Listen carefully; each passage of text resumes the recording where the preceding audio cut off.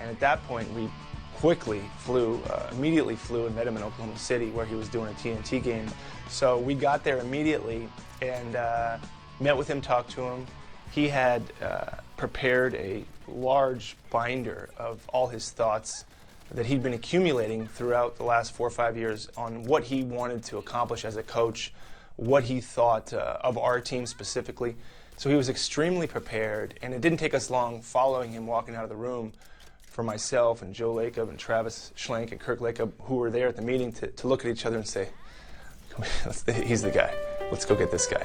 It's a special day for the Warriors, the day we announced Steve Kerr as the head coach. I'm excited to inherit a good roster and a team that has really done well the last couple of years. And I think Mark Jackson did an excellent job, particularly in emphasizing defense and rebounding and toughness. We kind of have emotions about, Coach Jackson and what he was able to do for our franchise and changing our identity, and then obviously looking forward to who the replacement was going to be and making sure the direction of the team was still moving upward.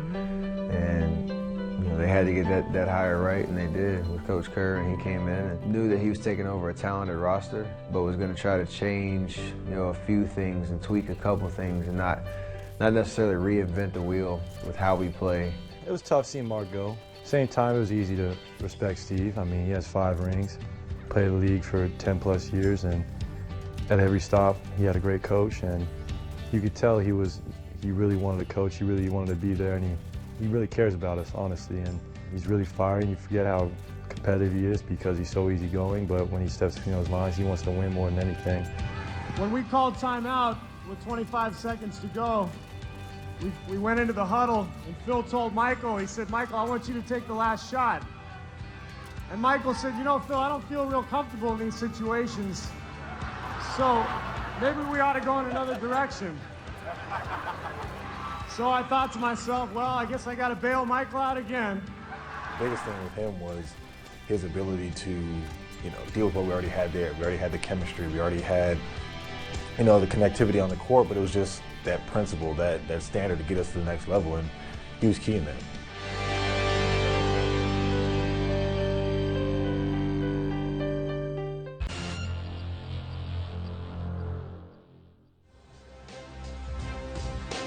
The Warriors entered the 2014-15 season with loads of talent, but only a modicum of playoff experience.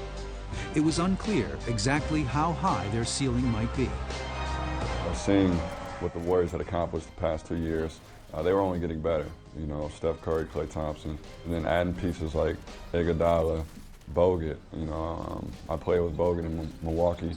He's a winner, and those guys are winners. So they were adding the right pieces. They were putting the right nucleus together. To be honest, I thought we can make the second, maybe the third round, and obviously try to win in the 50-game range somewhere. I thought that would be a great, successful season for us. Head coach Steve Kerr was handed a deep roster, and with that came his first difficult decision.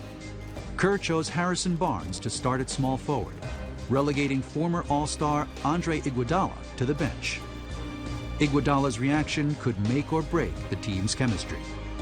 Try to get on the same page with the head coach, because if you have a little rift or a battle there, it usually doesn't work out for either party, and it certainly doesn't help the team out. So trying to understand what he wants to do, his reasoning behind it. For me, it was just trying to get in the comfort zone and finding a rhythm. Andre, it's not like he lost that spot. He didn't get outplayed. Andre wasn't happy about it, but him anchoring that second unit, Harrison able to come out with the starters and get going, and then we can get him out earlier and then play him at the 4 with a small lineup, was the ultimate goal, and our guys accepted that and they executed it perfectly.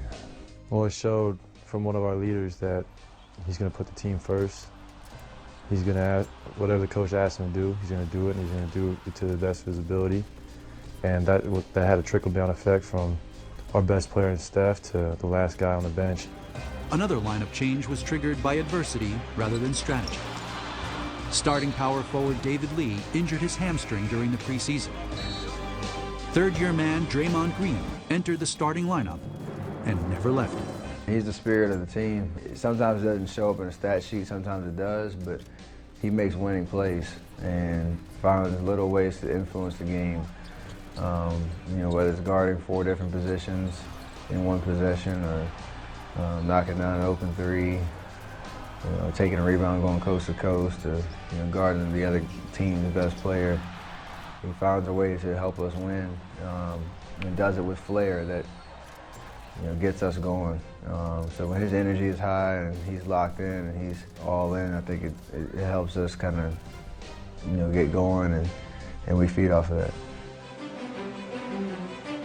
Growing up there, especially with my mom, definitely shaped who I am. I'd say the start is toughness. Growing up in a household with her, anything that you did, it had to be with force. It had to be tough. One thing my mom always taught us was to speak our mind. Not to hold back on anything. And if you're going to do something, you got to go about it with the mindset that you're doing it to win. As kids, you hear yelling in the stands, get involved in the game, stop being soft. And so, she definitely helped shape me, being my biggest critic. Nothing was ever good enough for her. Perfect example was, my senior year of college, we played at Gunslinger. I had 37 points, career high. And I'm like, yeah, she can't say nothing after this game now. And so I'm excited. I get the call from her. As soon as I hit the bus, I'm excited. Like, yeah, what's up? She's like, you had 2 rebounds. What were you doing out there?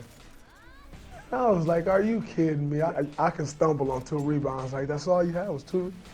And it's just that mentality that she always instilled in me. And, as far as life goes, one thing she always taught us, which helped me in basketball as well, is just not to be a follower. Be a leader, be a leader.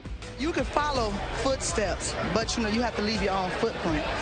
Walking alongside, you see everything that everybody else is doing, but when you sit there and say, I have to be Draymond Green, that's when your stride starts. So what was important for Draymond was to know who he was, where he came from, and where he was going. And now that he has that, he realized that it can only get bigger and better. It definitely